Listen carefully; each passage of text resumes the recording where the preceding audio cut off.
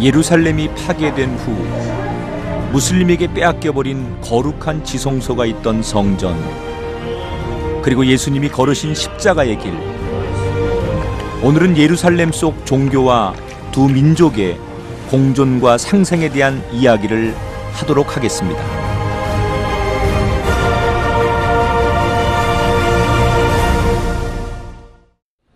솔로몬이 성전을 지은 이후 4번의 파괴가 일어나고 전 세계로 흩어졌던 이스라엘 백성들, 그래서일까요?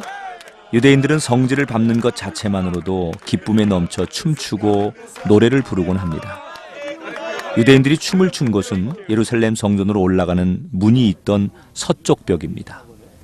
지금 저 길은 헤로디안 로드라고 합니다. 헤롯 왕 당시에 이 성전 서쪽에 나 있는 거대한 카르도죠. 시장통입니다. 보면 이 통이 가장 빈번하게 번화했던 상점 거리가 바로 이 헤로디안 길입니다. 건축광이라 불리던 헤로드 왕에 의해 4번째로 성전이 재건되지만 그마저도 로마에 의해 서쪽 벽을 제외하고는 완전히 무너지게 됩니다. AD 70년 디도 장군에 의해서 예루살렘이 파괴될 때에 당시의 참상을 볼 수 있는 그 장소가 그대로 이렇게 보존이 되어 있습니다. 돌 위에 돌 하나도 남지 않으리라는 예수님의 예언처럼 성전은 완전히 파괴되는데요. 그중 우리의 관심을 끄는 돌이 하나 있습니다. 성벽 가장 높은 자리에 위치해 제사장이 나팔을 불던 자리에 쓰였던 돌인데요. 성전이 파괴되면서 이 돌도 굴러 떨어진 것입니다.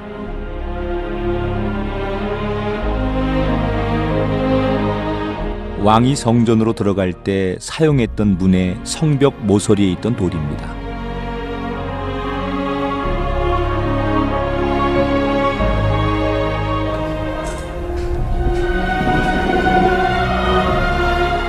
서쪽 벽의 문을 통해 왕이 성전에 올라갔다면 백성들은 남쪽 벽의 문을 통해 성전에 오르내렸는데요. 성전에 오르던 옛길이 아직도 남아 있습니다. 밑에 다윗 도시와 위쪽에 성전이 있던 장소를 연결하는 그러한 고고학 유적지고요. 이곳은 성전으로 올라가는 옛 길이었는데 이 길 자체가 상당히 우리 경건함을 주게 돼 있는데, 성전으로 올라가는 계단은 폭이 넓었다 좁아지고 넓었다 좁아지는 형태를 띠고 있는데요. 한 번에 오르지 않고 걸음을 멈춰 하나님을 묵상하기 위함입니다. 이제 유대인들은 더 이상 이 계단으로 성전에 오를 수 없습니다. 왼쪽에는 성전으로 오르는 계단이 지금 이 3개의 문, 훌다이 게이트라고 하는데, 이 문으로는 성전에서 나오는 문, 즉 이 서쪽에서는 올라가는 계단이 있고 이쪽 동쪽에서는 성전으로 올라갔다가 일을 마치고 예배를 마치고 내려오는 계단이 있었었죠. 성전으로 오를 수 없는 유대인들이 유일하게 갈 수 있는 장소가 서쪽 벽, 즉 통곡의 벽이라 불리는 곳입니다. 이것은 유대인 최고의 성지 통곡의 벽입니다. 솔로몬이 지었던 솔로몬 성전의 서쪽 벽을 말하는데, 비록 솔로몬의 성전은 가고 없지만은 솔로몬이 지었던 그 외벽은 지금까지 남아있고 유대인들은 이 서쪽 벽을 향해서 기도를 합니다. 나라를 잃은 유대인들이 민족적인 한과 종교적인 슬픔을 이 벽에 와서 통곡하며 기도하기 때문에 통곡의 벽이라는 이름이 붙어졌는데요. 지금은 유대인뿐만 아니라 순례객들도 이곳에서 기도를 많이 합니다. 이 통곡의 벽은 유대인뿐만 아니라 전 세계에서 온 수많은 기도자들의 그 소망을 담긴 기도 쪽지를 이렇게 꽂아놓고 다닙니다. 아마 이곳은 아마 단체로 기도 쪽지를 해놓은 것 같고, 벽 틈새에 있는 쪽지들은 정기적으로 수거해 거룩한 무덤에 묻어둔다고 하네요.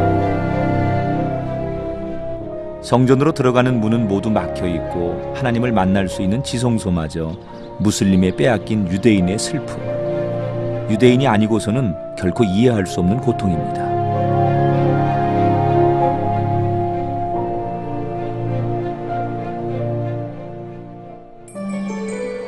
제사장들이 출입하던 아치형 계단 천장의 형태가 아직도 남아 있습니다. 성전 파괴에서 유일하게 남아있는 서쪽 벽은 터널을 뚫어 벽 안으로 들어갈 수 있는데요. 서쪽 벽의 지대가 낮은 남쪽부터 헤롯 왕이 미완성으로 남겨놓은 북쪽 벽까지 성전 벽의 역사를 볼 수 있습니다. 성전산을 감쌌던 서쪽의 그 외벽, 그 서쪽 벽 터널을 좀 들어가는데 이곳에는 2000년 전에 헤롯이 성전 외벽을 공사하다가 죽음으로써 미완성의 성벽을 볼 수가 있습니다. 아마 헤롯이 살았다면 완성되었을 그 성벽을 한번 보러 들어가겠습니다.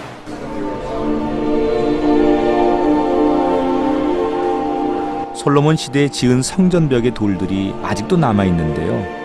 벽을 쌓은 벽돌의 형태에 따라 시대를 구분할 수 있습니다. 바로 돌을 이러한 테두리를 만드는 것. 이것이 이 헤롯 시대 때의 특징이죠. 그래서 이러한 형태를 가진 이 돌은 헤롯 시대 때에 건축된 그런 건축물이라는 것을 말해주고 있습니다.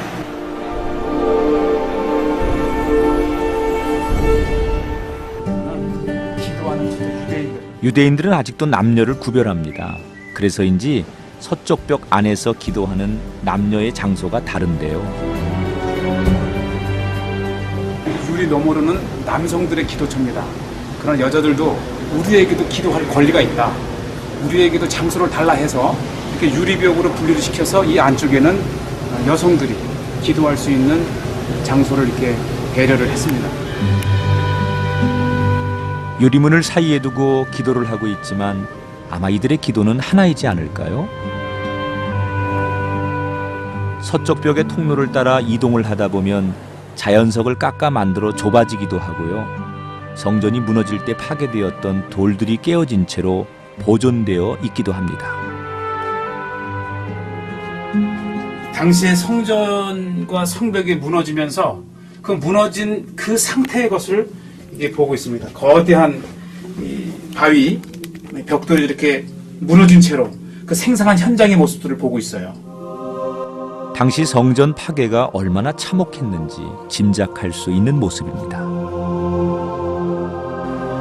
산의 높이에 따라 쌓은 서쪽 벽의 길이는 무려 450m나 되는데요. 북쪽으로 올라갈수록 산의 정상에 가까워 자연적인 바위를 이용해 벽을 만든 것을 볼 수 있습니다. 서쪽 벽의 남쪽 부분은 높이가 있어서 벽돌을 쌓아서 그 서쪽 벽을 지었고 북쪽으로 올라갈수록 자연적인 돌이 있습니다. 그래서 이 돌을 오히려 캐내고 이스라엘의 전통적인 촛대 메노라로 지성소가 가까움을 알려주네요. 제가 서 있는 이곳이 솔로몬 시대 때 성전이 있던 지성소에 가장 가까운 곳이라고 합니다.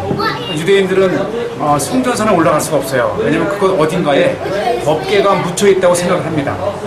그래서 이 들어갈 수 없는 유대인들은 이곳 성전 터널에 들어와서 가장 가까운 이곳에서 옛 성전을 그리워하며 기도를 합니다.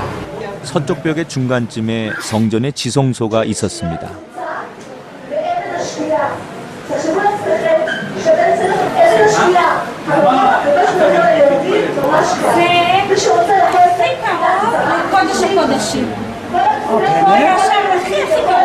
맵고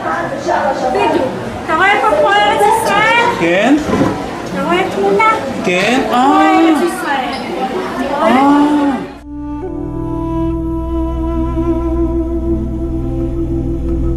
이스라엘의 소유지만 여전히 들어갈 수 없는 예루살렘 성전. 평화의 터라는 이름과는 달리 이곳은 아직도 분쟁과 눈물이 마르지 않습니다. 서쪽 벽이 끝나는 지점엔 성전으로 물을 흘려보내던 수로가 있습니다. 평형을 유지하기 위해 이렇게 터널을 파서 성전으로 물이 흐르게 했는데요. 성전에서 기거하던 제사장과 레위인들이 주로 사용했을 것입니다. 시드기야 채석장 해보시죠. 물.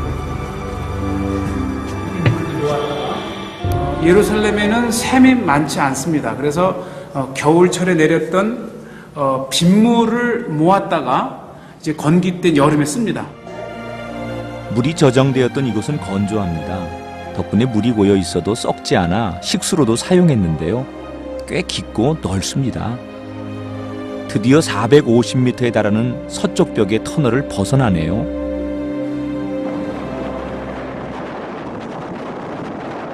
3000년 전 예루살렘은 다윗 도시로부터 시작되는데요. 이 다윗 도시는 샘이 없던 성입니다.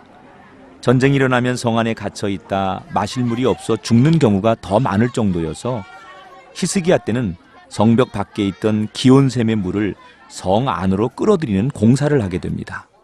기온샘에서 이 다윗 도시로 수갱을 뚫었죠. 그 수갱을 이제 워런시프트라고 하는데 한번 이 워런시프트로 내려가서 이제 히스기야 터널을 타고 실로암까지 한번 가보도록 하겠습니다.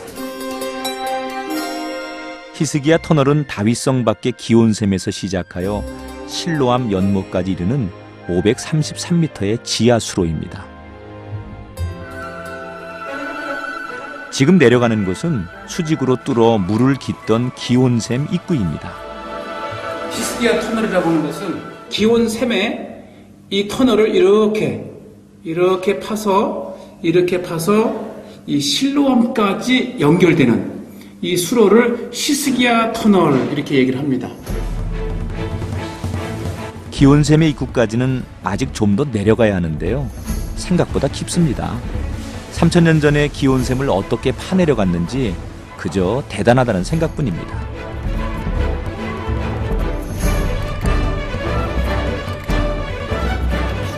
기온샘 바로 위까지 이렇게 수갱을 만들어서 기온샘 위에서는 수직으로 우물처럼 파 내려가서 기온의 샘의 물을 퍼 올려서 이 터널을 통해서 성 안으로 물을 퍼 올리던 시스템입니다. 히스기야 터널과 만나는 기온샘의 수로는 좀 더 내려가야 합니다.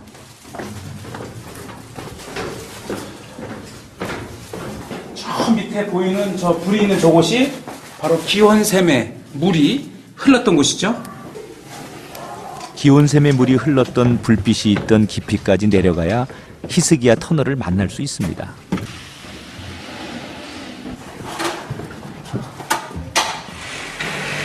공기가 더 서늘해진 것을 보니 터널에 거의 다 온 것 같습니다. 물로 들어가야 되기 때문에 여기서 옷을 갈아입고 들어가겠습니다. 이제 이 계단만 내려가면 아직도 물이 흐르고 있는 히스기야 터널로 들어가게 됩니다. 예전에는 이곳에도 터널이 있어서 지금은 골짜기를 타고 가던 터널이 하나 있었고 이것은 완전히 이제 성 안으로 둘러쳐서 실로암까지 가던 터널. 우리는 이 터널을 통해서 실로암까지 한번 가보겠습니다. 기온샘의 시작점이 이곳에 있네요.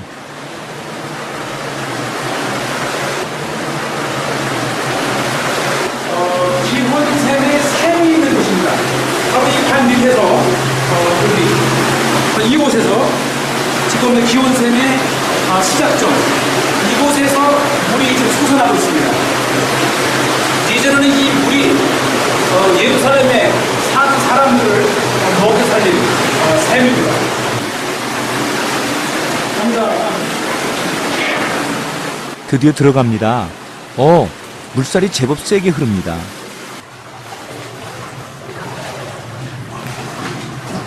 기드론 골짜기 옆에 있는 기온샘에서 이제 다윗 도시 성 안쪽에 있는 실로암까지 가게 될 텐데요. 보면 볼수록 감탄을 안 할 수가 없습니다. 이 수로를 3000년 전에 탔다는 것이 믿어지지가 않습니다. 당시 예루살렘의 거민들이 정과 망치 하나로 이 터널을 팠다는 것이 참 신비해요. 터널의 높이는 낮아졌다 높아졌다를 반복하는데요. 물의 흐름을 유지하기 위한 것입니다. 3000년 전에 탔던 그곳에서 작지만 종류가 자라고 있어요. 터널의 높이뿐만이 아니라 수로를 걷다 보면 방향이 갑자기 바뀌기도 하는데요. 정확히 중간쯤 오면 이게 이제 파나가다가 갑자기 방향을 튼 흔적이 있습니다. 한 35도에서 40도 정도가 틀어서 가는데 처음에 이렇게 모르고 파 나가다가 이게 아니다 해서 다시 틀어서 가다가 또 아니다 이렇게 해서 세 번째 이 방향을 잡기까지 두 번의 이런 이제 참고했는데 이게 이제 이 지점에서 왜 계속 파 나가다가 이게 갑자기 40도를 틀어서 오른쪽으로 비껴나갔을까? 그러게요. 궁금합니다. 봉사하던 사람들은 왜 수로의 방향을 틀었을까요? 학자들은 이렇게 직선으로 가도 될 것을 S자로 돌아서 갔던 것은 저 위에 혹시 왕들의 무덤이 있었지 않을까? 그 밑으로 지나가지 않기 위해서 이렇게 S자로 팠을 것이다. 이렇게 또 추측을 합니다.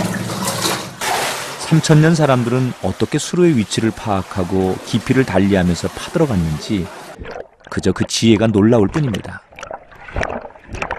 히스기야 터널 방문은 가장 하고 싶으면서도 사실은 막상 오면 좀 주저하는 그런 곳이죠. 이 533m의 이 컴컴한 터널을 어떻게 통과할까? 사실 15년 전, 20년 전만 해도 이 지역을 통과할 때는 우리가 이제 촛불을 들고 왔어요. 촛불을 들고 지나다가 이 안에는 미세하게 바람에 통과해 나가는데 이게 꺼지는 거예요. 꺼지면은 그 긴 거리를 아무 불빛 없이 이렇게 더듬더듬해서 통과했던 시절도 있습니다. 히스기야 터널은 기온샘과 실로암 연못에서 동시에 파들어갑니다. 양쪽에서 파오던 작업 인부들이 이제 마침내 서로 맞닿을 때의 그때의 상황을 기록해 놓은 유명한 실로암 비문이죠. 이것이 1800년대에 발견이 되어서 지금 이스탄불 박물관에 있고 그 복사본을 이곳 그 위치에 이렇게 달아놨습니다.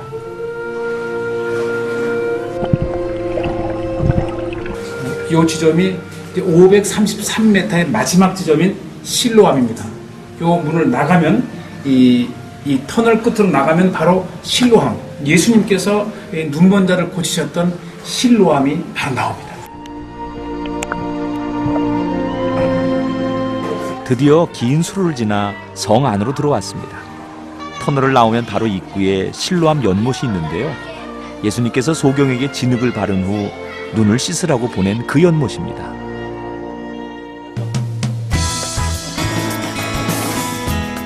금강산도 식후경이라고 예루살렘 시장에 들러 허기를 달래기로 했는데요.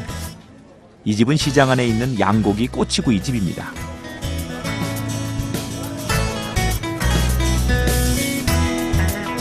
여섯 개요. 양꼬치 6개를 주문했습니다. 숯불에 구워지는 양고기가 정말 먹음직스럽죠. 가장 사랑받는 음식이 양고기인데 그 중에서도 이 숯불에 구운 양고기가 최고의 맛을 이룹니다. 적당히 잘 익은 것 같습니다.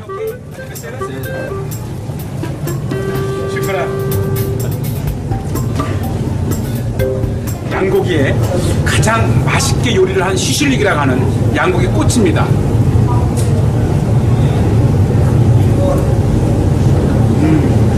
쫄깃쫄깃하고 전혀 냄새가 없어요.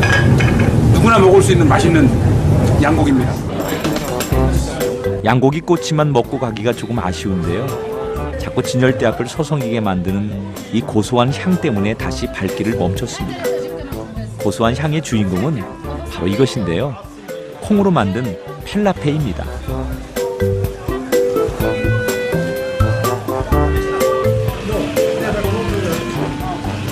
이제 한 2, 3분 후면은 이제 맛있는 아주 고소한 펠라페를 건져낸답니다. 자기들로 병아리 콩과 다양한 야채를 섞어 갈아낸 반죽을 둥글게 튀겨낸 것이 펠라페인데요. 그 맛 또한 일품입니다. 뜨거울 텐데요. 이 갓 구워낸, 갓 튀겨낸 이 펠라펠이 정말 이스라엘 사람들의 가장 사랑받는 음식 중에 하나입니다. Yes. 수헌, dust. 바삭바삭하고요. 담백합니다.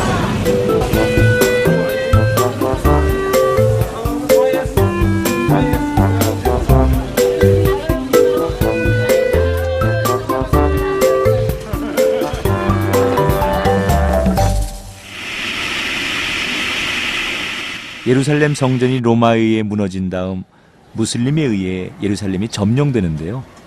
무너진 성전의 지성소 자리에는 이슬람 사원이 세워지게 됩니다. 우선은 유대인에게서도 성전을 지었던 이곳이 거룩한 성지 중의 성지이고, 또 이슬람에게는 이 마호메트가 이곳에서 승천함으로써 메카와 메디나에 의해서 3대 성지 중의 하나입니다. 양측 그 누구도 양보할 수 없는.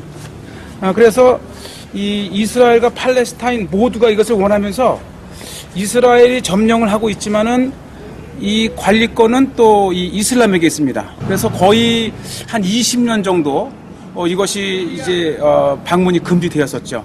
오늘 첫 한국 방송 사상 처음으로 이것을 우리가 이제 한번 들어가 보게 됩니다.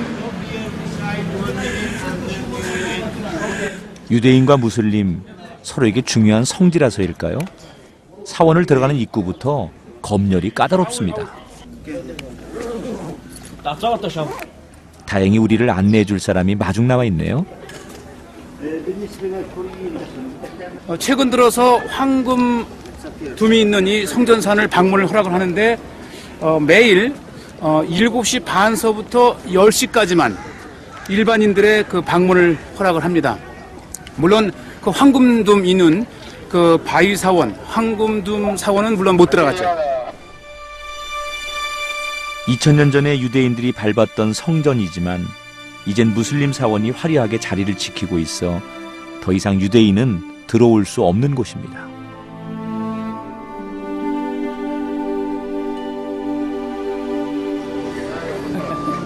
대부분의 사원이 그렇듯이 황금돔도 성지 중의 성지이기 때문에 사원에 들어가기 전 신발을 벗어야 합니다.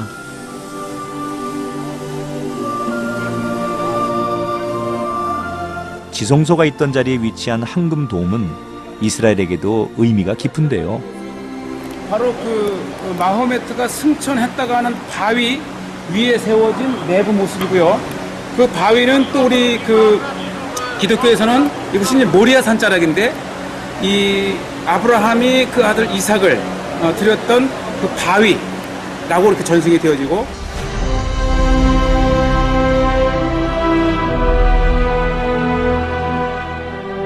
황금돔 바로 아래에는 거대한 너럭바위가 있는데요. 이 바위 아래 동굴에는 마호메트가 기거했다고 합니다. 하루에 5번 예루살렘에 살고 있는 무슬림들은 이곳 황금돔 사원을 찾아 기도를 드립니다. 황금돔만큼이나 내부 모습도 화려합니다.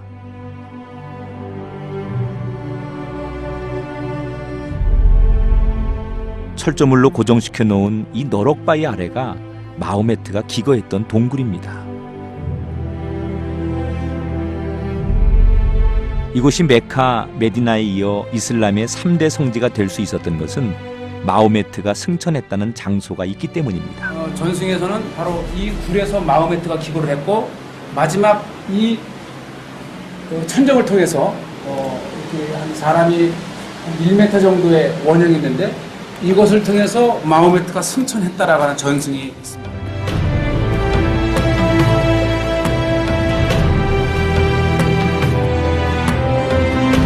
성인 한 사람이 겨우 빠져나갈 수 있는 작은 구멍인데요. 이 동굴은 마호메트를 기념할 뿐만 아니라 무슬림의 기도 장소로 쓰이는 곳입니다. 돌탑의 위치로 메카를 향한 동쪽을 표시하고 있네요. 우리가 들어가는 곳은 엘 악사 모스크, 굉장히 유명한 모스크죠. 이 메카 메디나에서 3번째로 세워진 모스크라고 합니다. 임금의 주랑이 있던 성전의 남쪽 벽에 지금은 무슬림의 엘악사 사원이 건축되어 있는데요. 엘악사 사원이 건축되면서 남쪽 벽에서 올라오는 성전문이 막히게 됩니다. 상당히 이 팔레스타인의 민족적이고 그러면서 이 종교적인 그러한 상징성을 가지고 있는 사원이 바로 이 엘 악사 사원입니다. 에락사 사원은 예루살렘 첫 번째로 세워진 이슬람 사원인데요. 이스라엘 점령하에 있지만 굉장히 화려하고 거룩한 사원으로 무슬림이 관리를 하고 있는 곳입니다.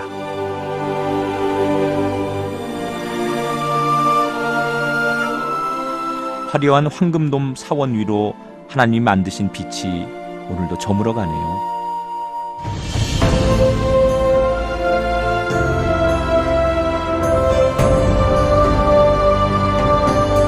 유대인과 무슬림 그리고 그리스도인이 공존하는 예루살렘. 예수님께서 사형 언도를 받고 골고다까지 걸어가신 십자가의 길을 오늘도 순례하는 사람들이 있습니다. 그리고 예수님의 마지막 지상 명령, 2000년 전으로 돌아가 제자들과 같이 들어보지 않으시겠습니까?